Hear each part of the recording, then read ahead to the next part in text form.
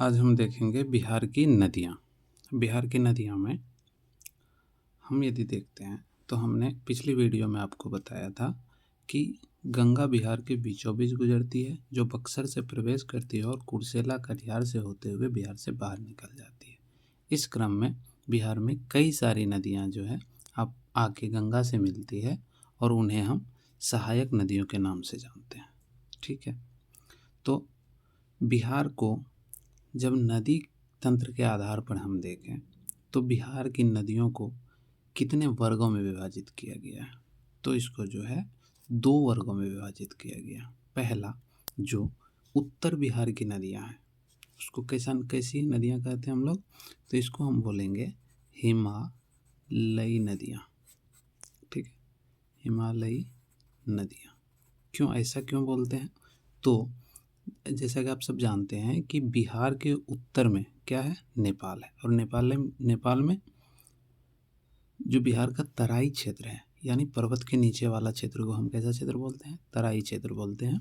और यहाँ पर हिमालय पर्वत का विस्तार है। तो जो भी उत्तर की तरफ से नदियाँ आके बिहार में प्रवेश कर रही है वो कैसी नदियाँ हैं, हिमालयी नदियाँ हैं, और वो हिमालय से निकलती है और अंततः आकर गंगा में मिल जाती है। ठीक है, और प्रवाहित होते हुए बंगाल के कुर्सेला कटिहार से होते हुए बंगाल की खाड़ी में जाके मिल जाती है। अब सारी नदियाँ आके गंगा से अंततः बंगाल की खाड़ी में ही क्यों मिलती है, तो बिहार का जो ढलान है ये ऊपर से नीचे की तरफ है, यानी इधर ऊंचा है और धीरे धीरे धीरे धीरे इधर नीचे की तरफ है, फिर इधर भी क्या है, ऊंचा है और इधर से धीरे धीरे ढलान होते गया है।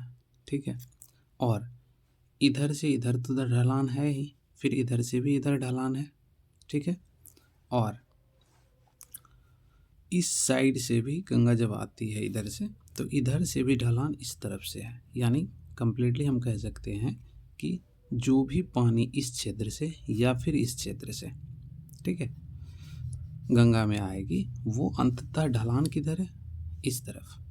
ठीक है, तो अब चलिए हम देखते हैं कि जो बिहार की नदियाँ 2 वर्गों में विभाजित हैं उनकी क्या क्या विशेषताएं हैं। तो अब हम यदि देखेंगे तो सबसे पहले बिहार में घाघरा नदी आके गंगा से मिलती है, फिर गंडक नदी, ठीक है, यहाँ पश्चिमी चंपारण से होते हुए फिर आके गंगा में मिलती है। इस तरह से बूढ़ी गंडक, बागमती, कमला और कोसी तीनों जो है एक जगह पर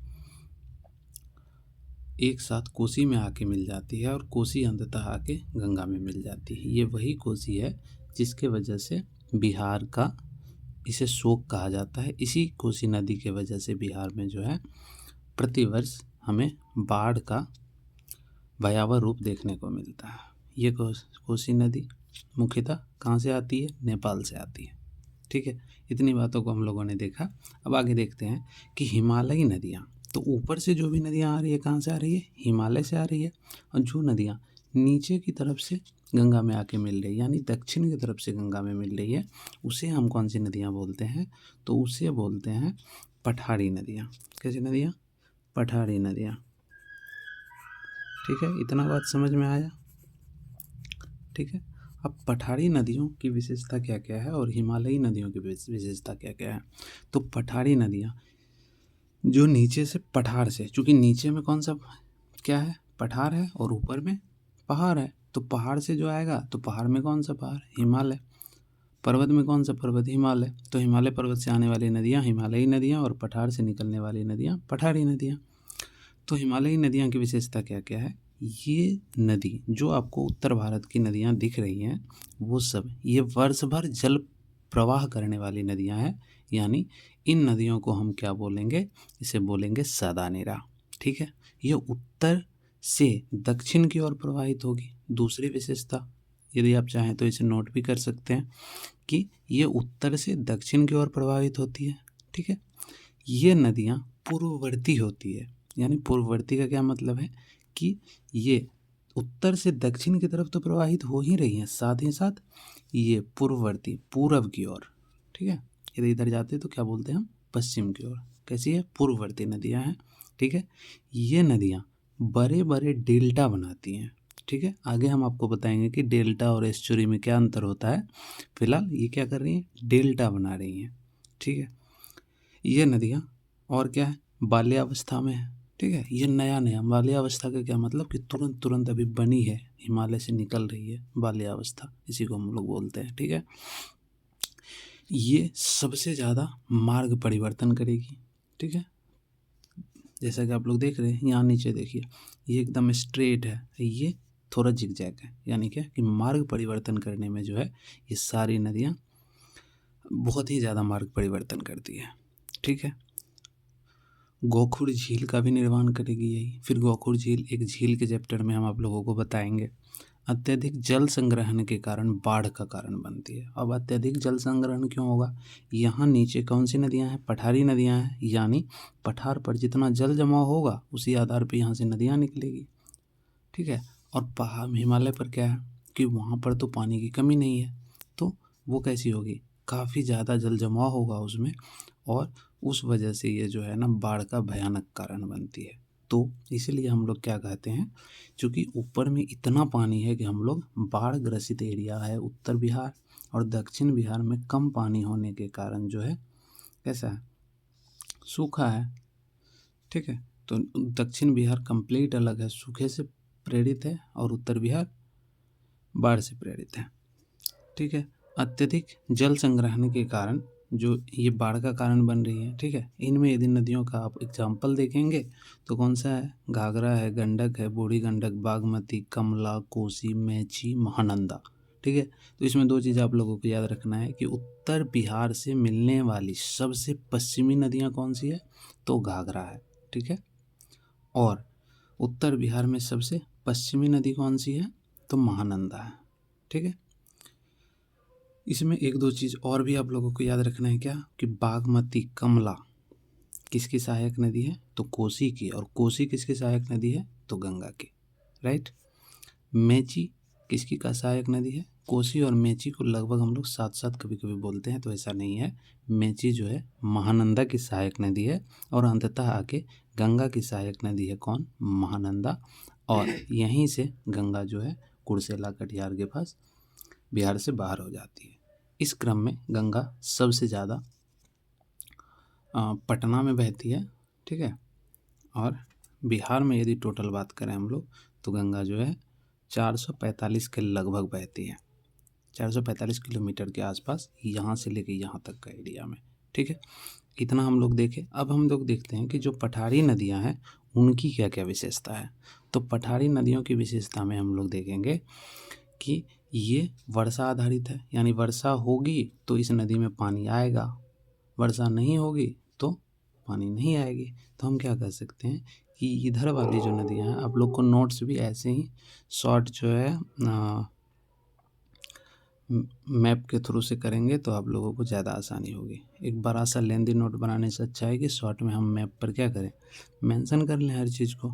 ठीक है, तो ये कैसी नदियाँ हैं, तो ये वर्षा आधारित है। ठीक है, वर्षा आधारित है। ठीक है, दक्षिण से उत्तर की ओर बह रही है, इसको तो नोट करने की ज़रूरत ही नहीं है। देखिए, शॉर्ट नोट में आप उन्हीं चीज़ों को नोट करेंगे जो याद नहीं रहती है। ठीक है, हम सभी जानते हैं कि बिहार का जो ढलान है वो उत्तर से दक्षिण की तरफ, दक्षिण से उत्तर की तरफ, और फिर पश्चिम से पूर्व की तरफ है। तो इसमें नोट करने वाली क्या बात है। तो ये जो पठारी नदियाँ हैं ये कैसी है, वर्षा आधारित है। दूसरा क्या है, उत्तर की ओर बहती है। ठीक है, अनुवर्ती है ना। पहले क्या पढ़े थे हम लोग, इधर का पूर्ववर्ती है, ये कैसी है, अनुवर्ती है। अनुवर्ती का क्या मतलब है, अनुवर्ती का मतलब है कि जो है ना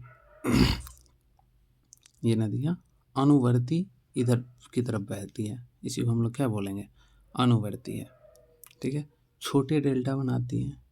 ठीक है, ठीक है, और ये कैसी अवस्था में है, वहाँ क्या बताए थे, बाल्यावस्था में है, यानी एकदम अभी जो है ना बालक की अवस्था में है ये वाला, और इधर वाला प्रौढ़ावस्था में है। ठीक है, ये नदियाँ क्या है, मैच्योर नदियाँ हैं। ठीक है, सीधी गमन करने वाली नदियाँ हैं, वहाँ हम लोगों ने क्या देखा था कि बहुत ज़्यादा मार्ग परिवर्तन कर रही थी, है ना। यहाँ पे कैसे सीधी रेखा में गमन कर रही है, यानी स्ट्रेट लाइन में फ्लो कर रही है, और इधर जिगजैग लाइन में कर रही है। ठीक है, बाढ़ की कम संभावना होती है। बाढ़ की संभावना क्या होगी, ये इधर वाला जो दक्षिण बिहार है पूरा का पूरा सूखा ग्रसित होता है। उसके बावजूद भी एक चीज़ आप लोग जब आगे पढ़ेंगे तो उसमें हम आप लोगों को बताएंगे कि सूखा ग्रसित होने के बावजूद भी जो दक्षिणी बिहार है वो सबसे ज़्यादा, रोहतास जो है सबसे ज़्यादा चावल का उत्पादन करता है। रीज़न क्या है?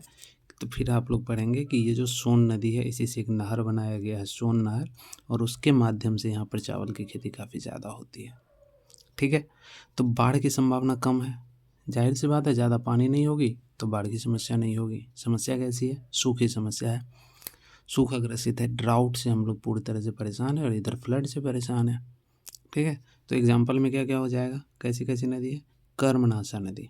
ये जो कर्मनाशा नदी है इसे कहा जाता है कि कर्म को नाश करने वाला नदी है ना, कर्मनाशा नदी। फिर दूसरा सोन नदी कहाँ से निकलती है? मध्य प्रदेश से आती है और अंततः पटना में गंगा से मिलती है। फिर पुनपुन है, निरंजना है, फल्गु है। ये वही निरंजना और फल्गु है जहाँ पर कि ज्ञान प्राप्ति हुआ था, है ना, किसे? गौतम बुद्ध को। ठीक है, मोहाना है, ठीक है, क्यूल है।